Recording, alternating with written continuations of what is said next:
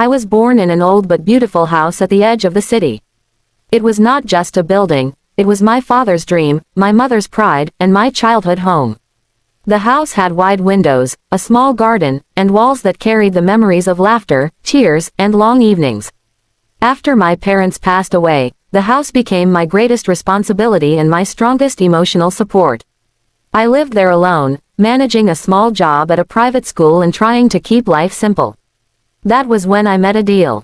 He came into my life quietly, like a gentle breeze.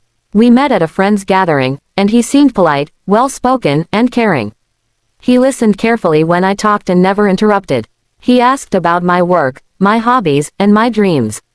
Unlike others, he did not rush or pretend to be someone else. At least, that was what I believed.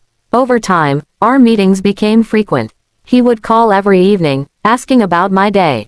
Sometimes he brought small gifts, like books or flowers, nothing expensive but thoughtful.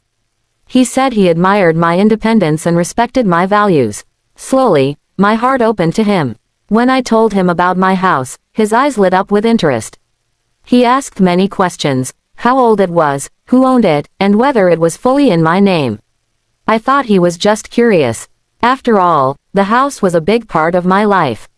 I answered honestly, never imagining that those details mattered more to him than I did. After 1 year of knowing each other, he spoke about marriage.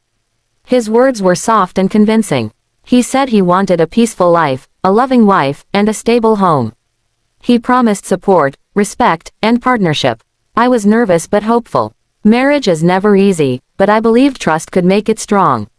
My relatives were cautious. They asked questions about his job and family background. Adil said he worked in business, though he often avoided details.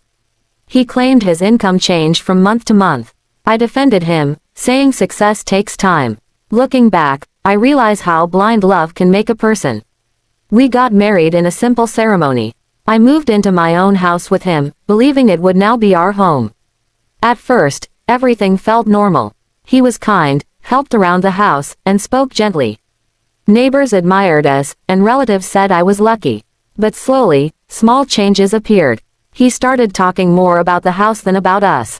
He suggested renovations, selling old furniture, and even renting part of the property. When I hesitated, he became quiet and distant.